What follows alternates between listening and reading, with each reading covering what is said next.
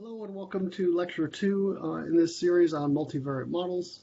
I'll start, as I like to do, with dog pictures.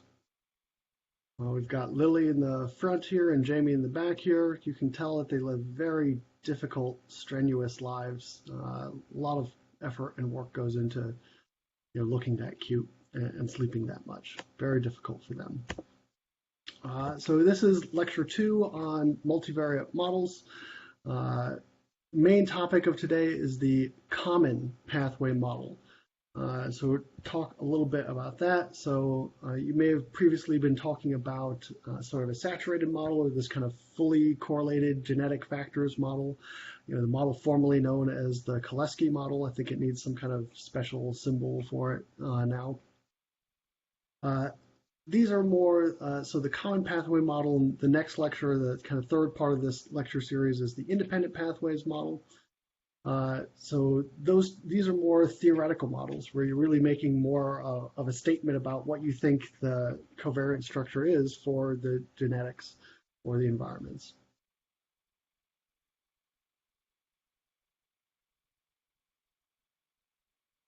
This more theoretical stance has to do with the kind of scientific questions that you're able to ask. So in univariate analyses, the typical question that we want to know is really about, how genetic is something, what are the sort of proportions of variance attributable to each of these components. So, how much of the variance is additive genetics, dominance genetics, shared environments, unique environmental factors. How do we partition that variance? That's sort of often a key goal, is just this kind of variance partitioning aspect of it. This bit of variance goes over here and so on. In multivariate analyses, we're really wanting to know about the contributions to the covariance between two or more traits. So it sort of makes sense when you go from univariate to multivariate analysis in general. You go from looking at the variance to looking at the covariance, and that's kind of replicated here.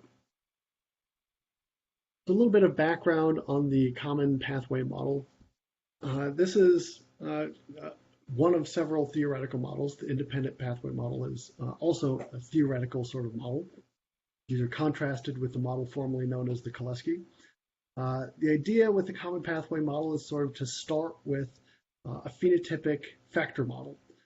So basically, let's say you had a set of item responses, say you had a 10 or 20 item measure, and you think that there's, say, 1 or 2 or 3 factors associated with this 10 or 20 item measure, and then you create a factor model based on the factor structure that you think this 10 or 20 item measure has. And then what you do is basically put an ACE decomposition on each of those factors. So you kind of make psychometric factors. Let's say concretely you've got a 20 item scale, and you think that there's one factor that underlies the 20 items on the scale. Maybe it's cognitive ability, and it's different trials of like a digit span task or something. So you make your one factor model on these item responses, and then you put an ACE decomposition on that one factor. That's sort of the theoretical idea here. To show this sort of concretely, so here you've got a factor model. Here the factor is called LP, and you've got phenotypes P1, P2, P3, P4. This is just for one member of a twin pair. This gets replicated for the other member of a twin pair. And you've got this set of factor loadings. So this factor loadings matrix that we saw here, this is what in previous slides I called LF, set of factor loadings that go with that.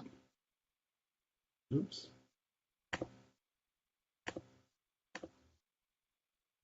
Should be back. Okay. Now, in addition to that, you put this kind of factor, this ACE decomposition on top of your factor, your one latent variable here, LP. Then you add to that this diagonal matrix of those structures. So you sort of decompose, you diagram it as decomposing each of these residuals. The idea here is to show you how this all sort of works out in the mathematics.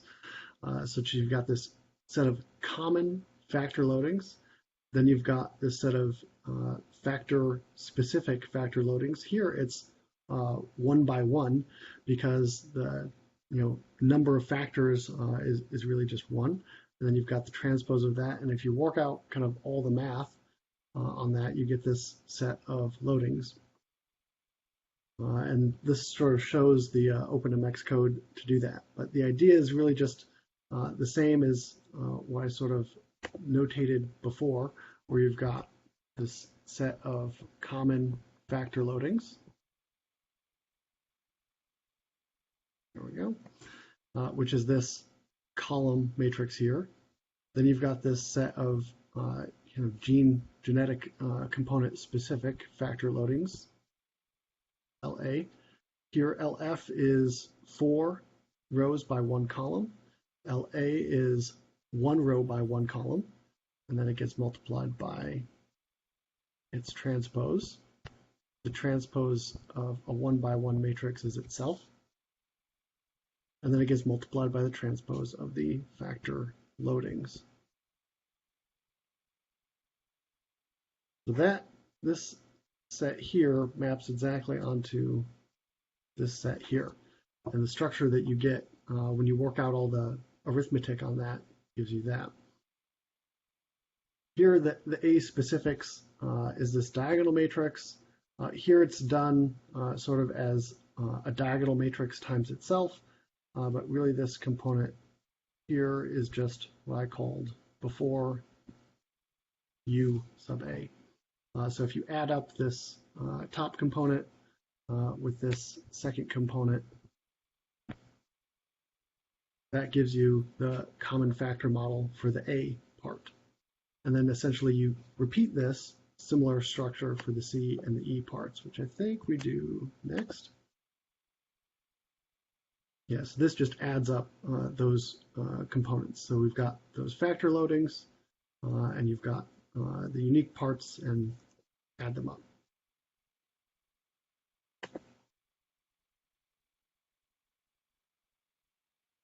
So this common pathway model is, starting with this phenotypic factor model. Kind of think about it starting from psychometrics rather than starting from biometrics. And it kind of reduces the structure and basically creates an ACE decomposition on the factors. So it's kind of ACE of factors model is this common pathway model. Some people, sort of a common criticism of the common pathway model is that it has this sort of origin that's more psychometric than biometric. You can think of, it's an open question whether the psychometric structure that you find in a set of items should necessarily be replicated in the biometric structure. That is it really a valid thing to take the factor structure for a set of items as given and then just decompose the factor variance on its own? It has to do with sort of strong psychometric theory and whether you suppose that factors really exist in some sense. But this is kind of beyond the scope of the current goals of the current talk, just sort of giving you an idea about that.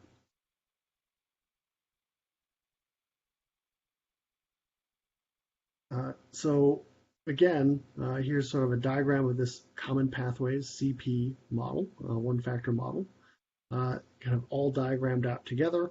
It's a typical way of diagramming a model like this, but note that for readability, we often omit a lot of parts of the model that are actually there. So for example, we often omit the ACE decomposition on the residuals, either in the diagram or in the actual model, it depends. We also are noting here that we're only modeling this, the diagram here is just for one member of a twin pair. So really this should be replicated twice over. So you've got 6 phenotypes for twin 1, 6 phenotypes for twin 2. And you've got the ACE components that covary how they're supposed to across those components. But this is sort of the diagramming kind of liberties we take with how we typically do that. And this sort of goes into structures on each of these. So NV here is the number of variables, it's the number of phenotypes. It kind of goes into each of these and shows kind of the code for how we kind of go back and forth for each of those. So this shows the repeating structure that we need for each one of these components. So kind of going into those. And I think this is about where we're going to leave it in terms of the details on this. The idea here is not to give you a full and complete understanding of everything there is to know about the common pathways model, but instead to just give you the kind of general idea of how it all works. Now, a key question that I will return to here is what we've shown is really just the single factor model. And we kind of ace decomposed that single factor, but in the talk that I gave previous to this, we talked about having as many factors as you want. And yeah, you can have multiple latent factors. The diagrams, again, get a little bit on the messy side. But here you've got a three-factor model with some kind of crossed loadings. So you've got one factor here, L1, that loads on all the items.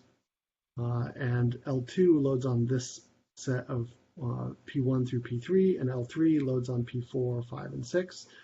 So a psychometrician would call this a bifactor model in this psychometric structure. And then the biometric structure of that, we take each of those three factors and put an ace decomposition on top of that. And you can see how this gets complicated, but you can have certain theoretical guesses about how things should play out according to this. So returning back to our original goals, in the univariate analyses, what we typically want to do is just, talk about these shared contributions, about really variance decomposition, taking a single variance and phenotypic variance and turning it into these different components. In the multivariate analysis, we want to structure the covariance of each of those components. So I think that's where we end for now. And the next component here is going to be the independent pathways model.